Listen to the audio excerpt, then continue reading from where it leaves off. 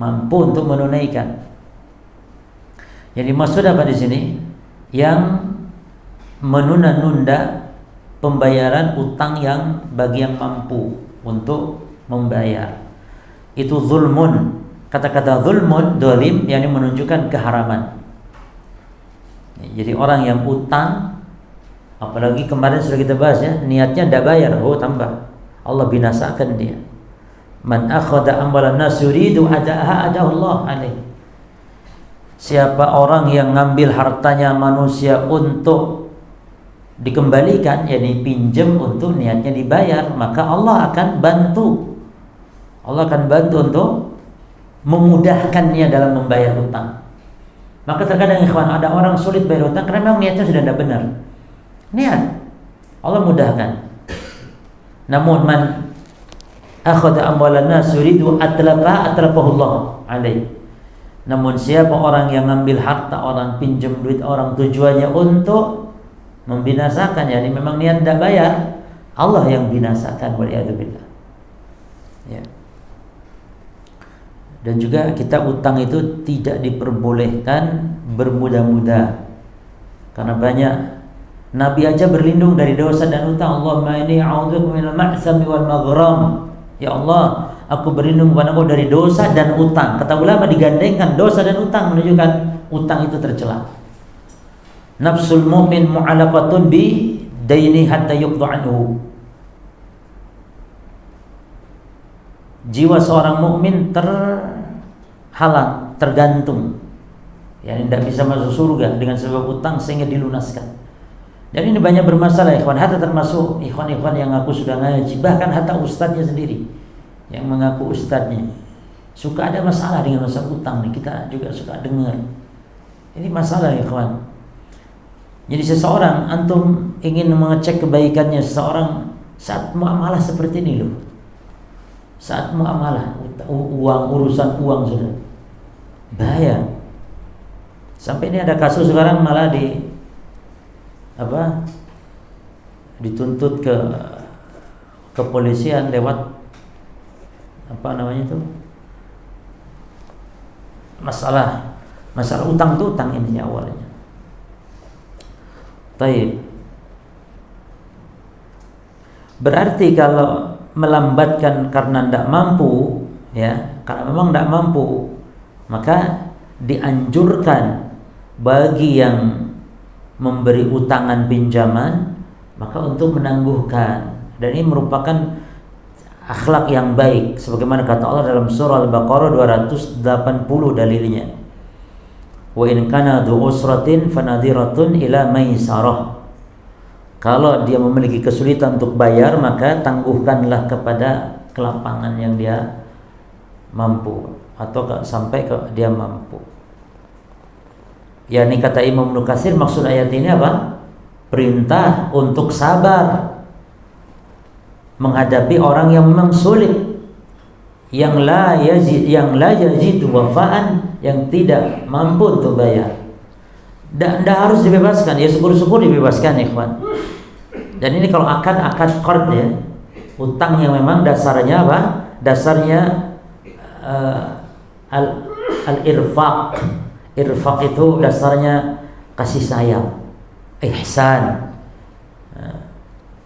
Karena kemarin sudah kita bahas perbedaan antara al-qard dengan dain.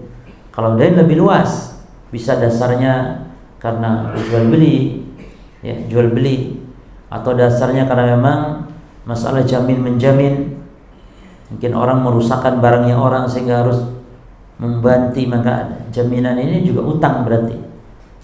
Nah, kemarin sudah kita bahas yang boleh untuk menggunakan barang gade itu diperinci apa dulu akadnya. Kalau gade akadnya qard, maka ini mutlak nggak boleh memanfaatkan barang gade, karena setiap qard yang ada manfaat riba hukumnya. Izin atau enggak izin. Kecuali gade yang apa tadi? Yang memang perlu dibiayain, dia sebagaimana ganti membiayai.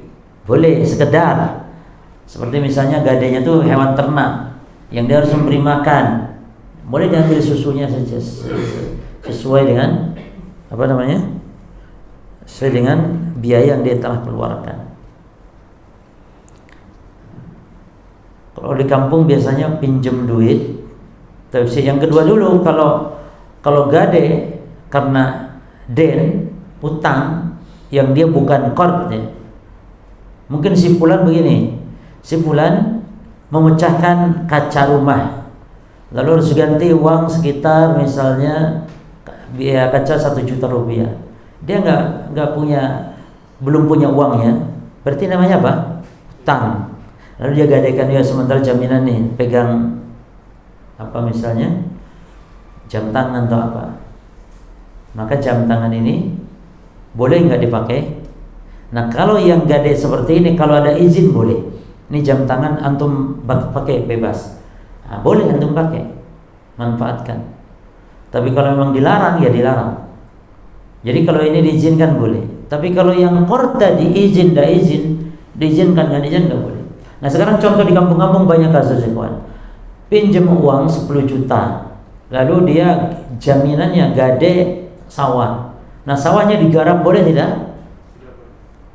Pinjam akadnya awalnya nggak boleh, karena akadnya qard pinjam. Jelas ya, jadi jangan bermudah dengan masalah utang. Nah sekarang hadis ini ada poin yang kedua, yaitu bab hiwalah. Kata Nabi, faida utbi ahadukum ala mali'in falyatba'. Apabila salah seorang kalian, kata Nabi SAW, dipindahkan piutangnya kepada orang lain, ala mali'in falyatba', maka terimalah. Itu mali'in. Mali itu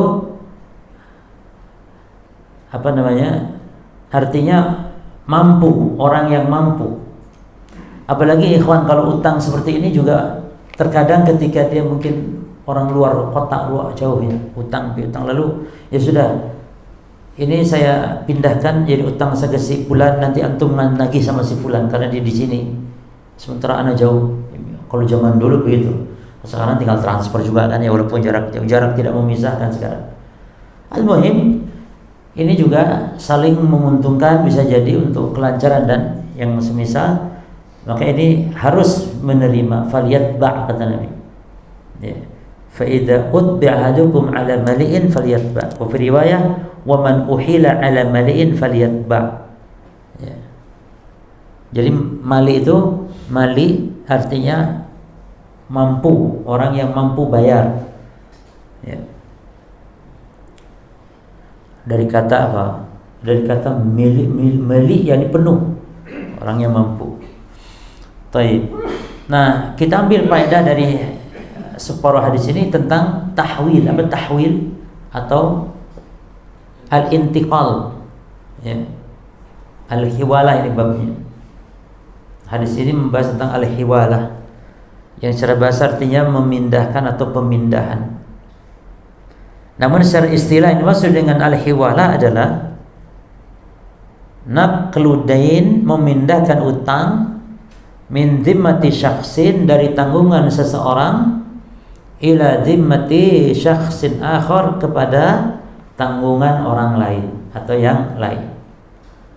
Secara singkatnya, naqlul haq min zimmah ila zimmah, memindahkan hak dari satu tanggungan kepada tanggungan yang lain. Kalau sudah dipindahkan berarti si ini bebas tidak? Bebas. Jadi berpindah tanggungannya. Nah ini harus diterima para ikhwan, harus diterima dalam Islam, tidak boleh. Karena ini bagian dari muamalah yang disyariatkan. Dan boleh hukumnya berdasarkan dua dalil, satu sunnah, satu hadis, yaitu hadis kita ini. Yang kedua ijma'. Ibnu Qudamah menukil adanya ijma' ulama, ajma' ahlul ilm ala jawazil hiwala fil jumlah. Ijma' para ulama tentang bolehnya hiwalah, namun secara global. Sebagaimana haramnya riba secara global. Adapun secara perincian riba nanti ada khilaf. Buktinya ikhwan, jangankan kita ya, Ibnu Abbas di zaman para sahabat masalah riba ini sempat khilaf. Dan ini adalah ma'dzur. Jadi Ibnu Abbas memahami innama riba fin nasi'ah. Jadi hadis ini dipahami oleh Ibnu Abbas, kelasnya Ibnu Abbas ikhwan. dan beliau halalkan riba fadl. Karena riba hanya nasi'ah saja, yakni riba karena adanya penangguhan. Kan dua, riba itu karena penangguhan sehingga jadi riba, atau karena bedanya apa? Kelebihan berat atau nominal. Jadi ada kelebihan atau karena penangguhan. Ibnu Abbas hanya menetapkan riba itu ada hanya pada riba nasi'ah saja. Adapun riba fadl beliau halalkan. Apakah dikafirkan beliau menghalalkan sesuatu yang karena adanya syubhat. Ya. Qudamah bin Mad'un menghalalkan khamr. Dia minum khamr karena adanya syubhat. Makanya ikhwan, ahli sunnah itu 6 perkara yang menjadi syarat, ya, dan lawannya sebagai penghalang untuk mengkafirkan saudaranya yang muslim. Jadi bab takfir muayyan itu harus terpenuhi 6 syarat. Syarat yang pertama al-aql, dan penghalangnya adalah junun. Syarat yang kedua al-ilmu, dan penghalangnya adalah al-jahil. Syarat yang ketiga al-ikhtiyar, dan penghalangnya berarti lawannya yaitu al-khata'. Sekarang ikhwan, kalau ada anak kecil mencaci maki Allah, antum kafirkan dia? Ente kafir ya, bocah. Anak kecil kafir enggak? Lah. Ya tentu kita ajari, tapi tidak dikafirkan. Karena apa? Ada penghalang yaitu sigor. Maka di antara syarat dikafirkan adalah al-bulu. Dan mani'uha, penghalangnya apa tadi? Sigor atau sogir. Berapa sudah? Semuanya 6 pokoknya. Yang berikutnya al-qasdu, sengaja. Berarti ikhtiar tadi lawannya apa? Ikhtiar? Keliru. Ikhtiar itu ikhwan lawannya al-ikrah. Ya, ikrah, terpaksa. Lawannya, penghalangnya berarti. Makanya Ammar bin Yasir enggak kafir padahal caci maki Rasulullah. Ammar bin Yasir tidak kafir karena dipaksa, disiksa sehingga harus caci maki Rasul dan memuji sesembahan orang musyrik. Yang kelima al-qasdu, nah baru lawannya apa? Khata, sengaja, ya, dan lawannya adalah tidak sengaja. Apa? Kalau ada orang mengatakan, ya Allah, engkau adalah hambaku ya Allah, aku adalah Tuhanmu ya Allah, ngomong gitu kufur enggak? Ngomong gitu kufur. Tapi kalau karena tidak sengaja, tidak kufur.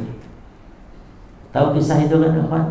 Orang yang sedang safar di tengah gurun begitu kehilangan kendaraan dan seluruh perbekalannya. Bayangkan di gurun, tiba-tiba dia hilang, kabur untanya. Sudah tinggal nunggu apa? Di gurun loh. Nggak ada warteg, nggak ada sudodol, nggak ada sinyal juga untuk GoPur. Tinggal nunggu mati sudah. Ya udah, dia tertidur di bawah pohon, nunggu mati sudah. Pas lagi terbangun gitu datang semuanya, lengkap unta sama isinya, lengkap di hadapannya. Nah, saking gembiranya kata Nabi, dia mengatakan Allahumma anta abdi wa ana rabbuk, yakni akhta'a min syiddatil farah. Dia keliru, tidak sengaja karena saking senangnya. Orang kalau saking senangnya gitu ya, kawan. Ya. Nah, terakhir, ya, syarat dikafirkan secara ta'yin adalah kasus seperti Ibnu Abbas tadi, kasus seperti Qudamah bin Mad'un tadi, ya, yaitu wujudu asyubhah atau at-ta'wil. Wujud at-ta'wil atau syubhah, adanya ta'wil dan syubhah. Berarti penghalangnya apa? Adam ta'wil. Syarat dikafirkan tidak ada ta'wil. Berarti penghalang dikafirkan lawannya itu apa? Wujudu at-ta'wil. Makanya Asy'ariyah nggak dikafirkan para ulama. Karena mereka melakukan kekufuran yang mengingkari sifat Allah, mengingkari tangan Allah, wajah Allah, mengingkari sifat Allah, ini kan kekufuran. Ya, tapi nggak dikafirkan. Kenapa? Wujud syubhah, wujud ta'wil. Namun syaratnya ta'wilnya harus yang musawwik bilughatil Arab. Musawwik, ta'wil yang sesuai. Seperti wajah diartikan pahala, tangan diartikan nikmat, itu sesuai dengan lugah Arab. Tangan diartikan langit bumi, nah itu takwil yang kufur. Misalnya bal yadahu mabsutatan ay as-samai wal ard, misalnya bal yadahu mabsutatan ay as-sama wal ard, la ada kufur. Takwil ghair al-musawwib bi lughatil Arab. Jadi takwil itu ada dua macam, hukumnya kufur idza kana takwil lam yusawwib bi lughatil Arab, dan takwil yang hukumnya fasik saja idza kana takwil musawwiran bi lughatil Arab, takwil yang sesuai. Jadi masih nyambung gitu dengan sisi bahasa. Tapi kalau nyambung kenapa nggak dibenarkan saja? Lo nggak boleh. Takwil harus ada dalil. Walaupun secara bahasa benar, tapi kan mana dalil dari Quran? Kita nggak beragama sesuai dengan bahasa. Cuman diantaranya mendukung iya, tapi tidak sebagai dasar. Halnya akal. Akal dijadikan dalil tidak sebagai dasar? Tidak. Akal, tapi sebagai pendukung iya. Demikian pula bahasa Arab, lugha. Jika dalil bisa, tapi mendukung saja, tapi dasar bukan. Tapi secara, kalau pendalilan dasar adalah wahyu, Al-Quran, Sunnah.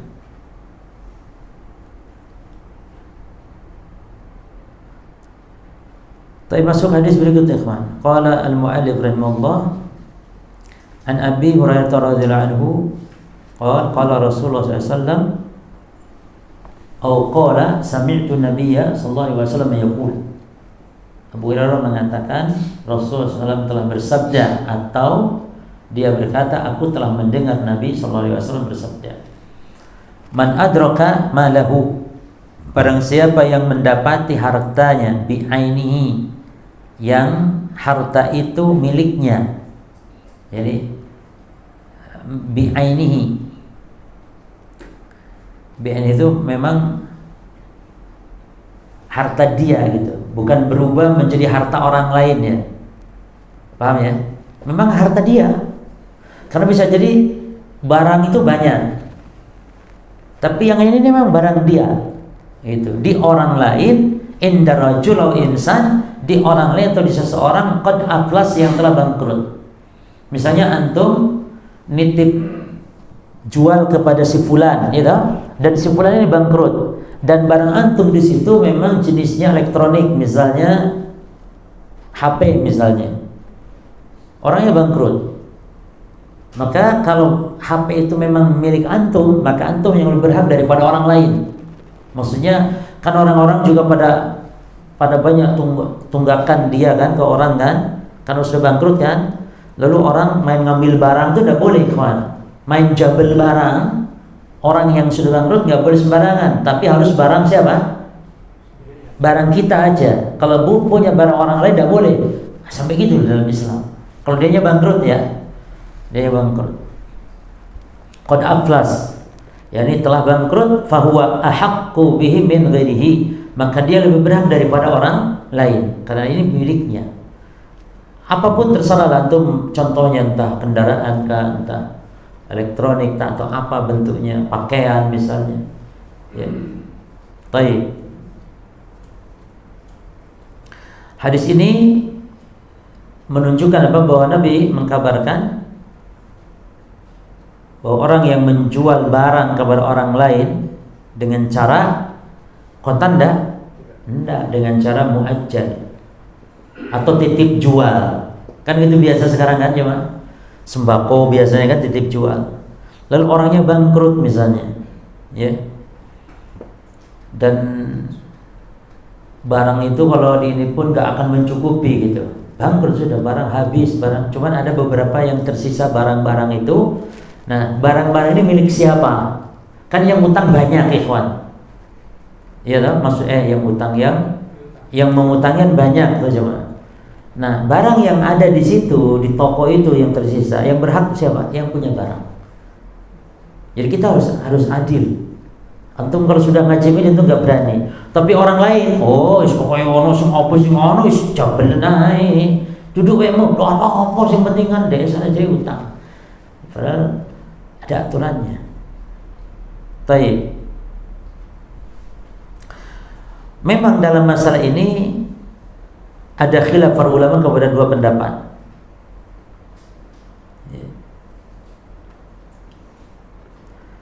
Pendapat pertama yang kita sampaikan tadi adalah madhab jumhur. Madhab jumhur. Jadi kalau mendapati barang di tempat seseorang yang sudah bangkrut tadi, maka dia yang lebih berhak dari yang lain, dari yang lainnya. Karena itu barang dia kan jemaah. Ini madhab jumhur, Maliki, Syafi'i, Hambali. Maliki, Syafi'i, Hambali. Adapun pendapat yang kedua,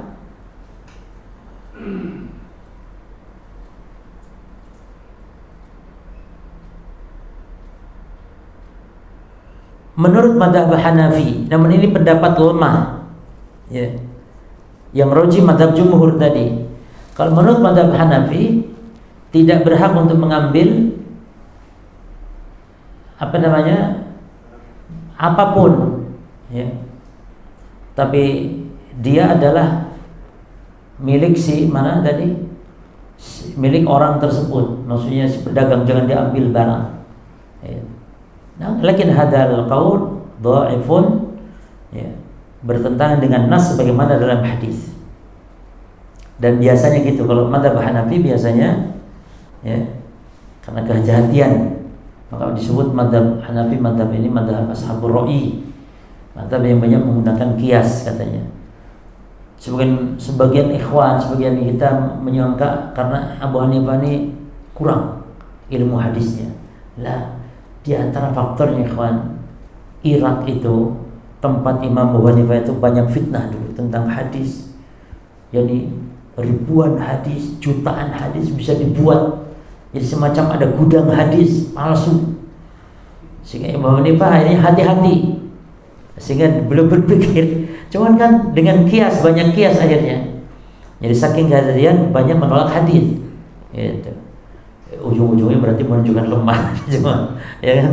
Kalau ahli hadis kan berarti apa? Tahu kalau ini hadis dhaif, hadis maudhu dan semisal. Baik.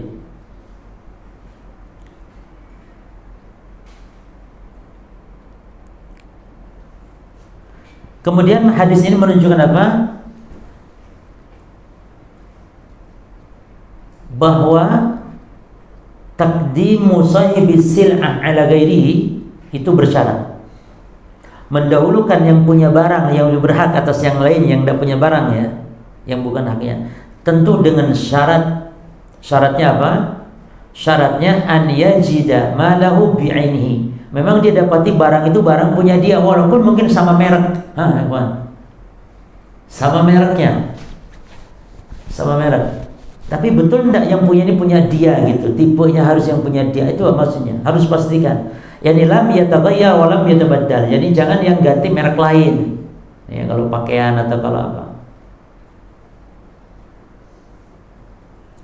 Karena kalau misalnya berubah atau barang itu barang lain walaupun satu jenis, beda merek misalnya kawan ya. Yang merek kita misalnya apa? Merek tertentu tapi ada merek lain tapi sama-sama HP, sama-sama bentuknya, ya. Kan ada sekarang ini merek sama tapi bentuk beda ini. Maka itu tidak boleh, itu milik yang punya utang, milik sahib yang punya utang.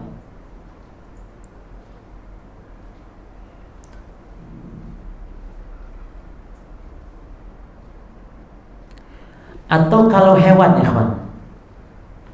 Kalau tadi kan benda, ya. Sekarang kalau hewan. Dulu kita jual unta, untanya kurus misalnya. Lalu dia sekarang kita dapat di saat dia bangkrut, unta kita tapi sudah gemuk, sudah besar. Itu berarti sudah berubah enggak ini? Berubah. Nah, syaratnya tidak boleh berubah. Yani bi'aini itu maksudnya itu. Bi'aini dalam bentuknya seperti itu. Jadi kalau ini kan sudah berubah bentuknya. Berarti kalau onta ini sudah besar, apalagi dulu kita jual anak onta dulu, terus kita dapati waktu dia bangkrut itu onta kita, tapi ontanya sudah besar, itu lain, tidak boleh. Walaupun itu betul onta kita, tapi sudah berubah. Nah, ketika berubah berarti milik siapa itu? Sudah milik yang bangkrut tadi. Paham di sini, ikhwan? Yani tidak ada berubah, tidak ada perubahan.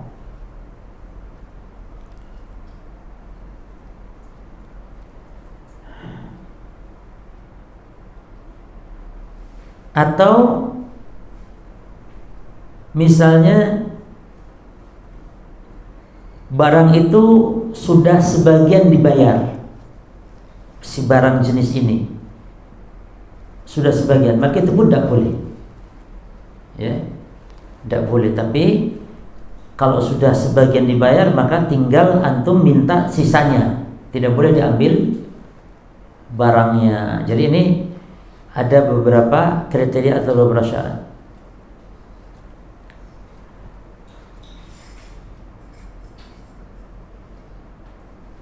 Bagaimana kalau meninggal sekarang? Ketika si bangkrut tadi meninggal, ikhtilaful ulama idza mata al-muflis, apakah orang yang bangkrut ini yang punya barang atau yang apakah barang ini milik si bangkrut, berarti keluarganya kan, karena meninggal kan, berarti ahli warisnya, atau kita yang punya piutang ke dia? Maka ada khilaf ulama. Kalau menurut mazhab Syafi'i sebagaimana tadi, walaupun meninggal tetap yang punya barang itu lebih berhak daripada yang lainnya. Sebagaimana ini mazhab Syafi'i, dan Imam Syafi'i memang ada hadis, berdalil dengan hadis. Jadi lebih tegas. Qadha Rasul sallallahu ayyuma rajulun matat aw aflas fa sahibul mata ahaq bi mata'ihi, ya, idza wajadahu bi ainihi. Hadis ini hadis hasan riwayat Ahmad dan Abu Daud. Dikandalkan oleh Imam Syafi'i bahwa Nabi memutuskan bahwa siapa saja orang yang meninggal atau bangkrut, ya, maka yang punya barang lebih berhak terhadap barang kalau didapati dalam bentuknya seperti itu. Ini dijadikan dalil oleh mazhab Syafi'i. Ada lagi yang berpendapat, dan ini mazhabnya mazhab Malik dan mazhab Ahmad, kalau meninggal beda. Kalau meninggal, orang bangkrut meninggal, maka itu uswatul ghurama, itu milik orang yang bangkrut, ya. Jadi dibedakan antara bangkrut dengan meninggal, ya. Dibedakan antara bangkrut dengan meninggal.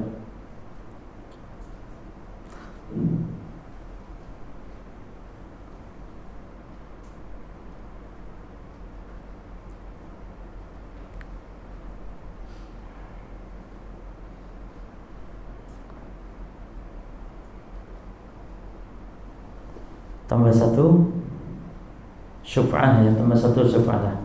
An Jabir bin Abdullah radhiyallahu anhu qala, dari Jabir bin Abdullah semoga Allah meridhoinya, dia berkata, ja'ala, Nabi menjadikan, wa fil lafaz dalam yang lain qada, Nabi menetapkan, ya. Bisyuf'ah, menetapkan syuf'ah, ya. Fi kulli ma lam yuqsam, pada setiap harta yang belum dibagi. Fil waqa'atil hudud, maka apabila sudah jelas hududnya, sudah jelas batasan-batasannya. Wasurifatit turuq, dan apabila telah telah jelas hudud batasan, dan telah surifatit turuq, telah dipisah surifatnya, turuq jalan-jalannya, maka kalau begitu fala syuf'ata, tidak ada syuf'ah. Jadi syuf'ah itu artinya, kalau secara bahasa artinya Allah menggabungkan. Jadi artinya menyatukan. Artinya apabila ada barang milik bersama yang belum dipisah. Jadi ini milik bersama. Entah itu, pokoknya aset lah, entah itu mungkin kendaraan, mungkin aset ruko, bangunan, atau mungkin sawah, Ya jemaah. Ini namanya syuf'ah. Nah, syuf'ah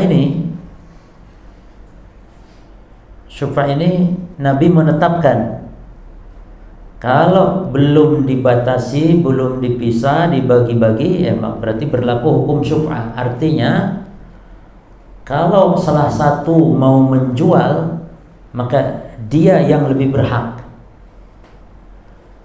Yang lebih berhak kepada yang satunya lagi, pemilik.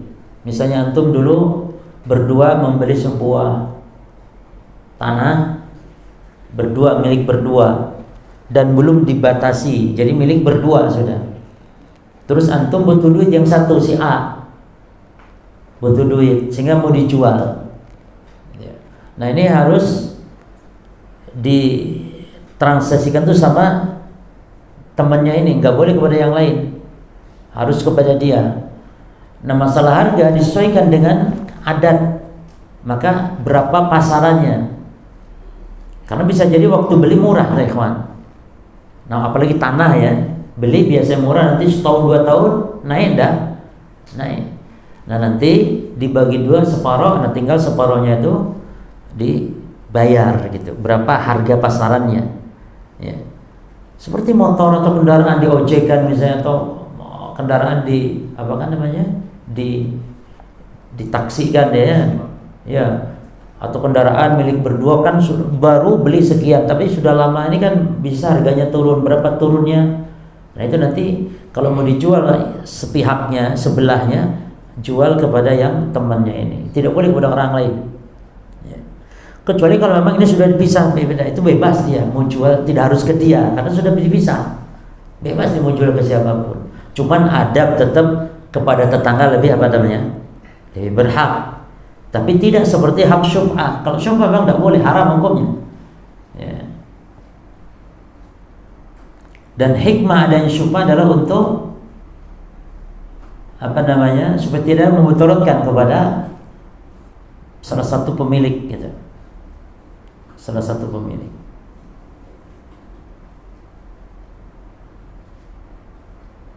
Baik, jadi hadis menunjukkan apa? Subutus syuf'ah. Subutus syuf'ah. Syuf'ah itu minas syafa'. Syafa' artinya genap. Ya, genap. Karena memang itu harta milik bukan satu orang tapi bersama, berdua. Jadi melepas hak kepemilikan bersama gitu ya. Dan dengan dia minta dibayar atas kepemilikannya, atas haknya. Dan asy-syuf'ah ini berdasarkan sunnah dari Imam Ahmad, juga berdasarkan ijma ulama atas bolehnya.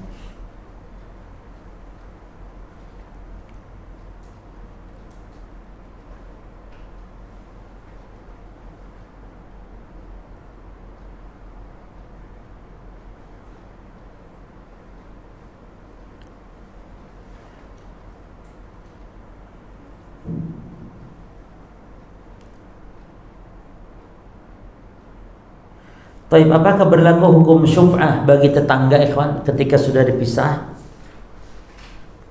Tadi kita katakan memang adab, tapi memang ulama terbagi 3 pendapat dalam masalah itu. Paham maksudnya tetangga? Jadi tanahnya tuh sudah dibatas gitu ya.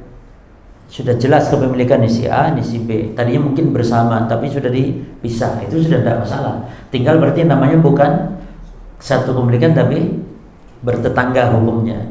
Termasuk walaupun mungkin tidak ada syuf'ah sebelumnya, tidak ada kebersamaan sebelumnya, tapi antum mau melepas tanah atau apa, apakah tetangga berhak untuk didahulukan? Ada khilaf ulama kepada 3 pendapat. Pendapat yang pertama, annahu la syuf'ata lil jar. Berkaitan tetangga tidak ada syuf'ah, artinya tidak harus dijual dulu kepada tetangga. Dan ini madhab Maliki, Syafi'i, Hambali. Berarti ini madhab jumhur ya. Dari mana dasarnya? Fa'idha waqatil hudud tadi. Apabila sudah ditetapkan batasan, maka tidak ada syuf'ah lagi. Gitu ya, bebas antum mau jual ke siapapun. Hanya mungkin nanti adab-adab lainnya apa itu? Cuman masalahnya kan wajib, ikhwan. Haram kalau tidak, kan begitu konsekuensinya. Cuman nanti beda adab-adab tetangga. Hatta ikhwan, walaupun tetangga kita miskin, minimal diberitahu lah bahwa saya mau jual rumah ini, barangkali ke tetangga kita itu loh ngomong. Itu adab-adab saja, tapi wajib tidak dijual ke tetangga? Tidak wajib. Menurut pendapat yang pertama. Pendapat yang kedua, anna lil jar asyuf'ah. Ini mazhab Hanafi. Tetangga pun ada hak syuf'ah. Yani al jar ahaqqu bi syuf'ati jarihi. Ini ada hadis Abu Daud dijadikan dalil oleh mazhab Hanafi. Ya. Baik. Pendapat yang ketiga, tasbutu syuf'a lil jar bisyart. Yang ketiga ini diperinci, ada hak bagi tetangga syuf'ah dengan syarat an yakun bainal jaraini murafiq mushtarika min tariqin aw masirin aw fana aw ghairi dzalik. Dengan syarat tetangga itu memang dia bekerja sama dalam jalan, gitu, mungkin air, gitu, airnya dan semisalnya, maka itu ada hak. Dan ini pendapat Syekhul Islam Ibnu Taimiyah. Insya Allah ini pendapat yang lebih lebih bijak lah. Jadi dilihat dulu syubhat tetangga ini. Kalau tetangga dia sudah satu gabung dalam hal apanya, misalnya jalannya, itu tentu dia lebih pantas, berhak. Mungkin tanah depan tuh jalannya berdua tanah ini, maka karena jalannya sudah bergabung ya, dua jalannya itu, maka lebih berhak dan wajib syubhat. Ya, artinya kalau dianya nanti sudah menolak, maka berdosa, maka kita tidak masalah untuk jual kepada yang lain. Jelas ya? Dan insya Allah lebih, dan ini juga lebih lebih adil gitu. Lebih adil. Cuman ikhwan, walaupun pendapat jumhur tadi mengatakan tidak wajib, hanya masalah adab-adab. Kalau kita mau jual sesuatu yang memang dengan tetangga kita dekat, maka lebih baik, alangkah baiknya sebagai adab-adab untuk memberitahukan, minimal memberitahukan. Ya.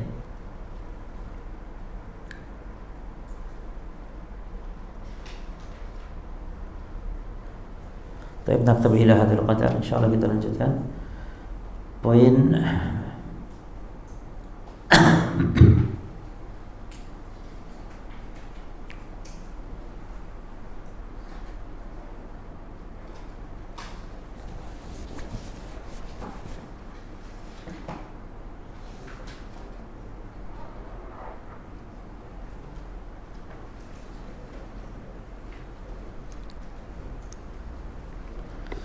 Subhanakallahumma wa bihamdika asyhadu an la ilaha illa anta astaghfiruka wa atubu ilaik. Assalamualaikum warahmatullahi wabarakatuh.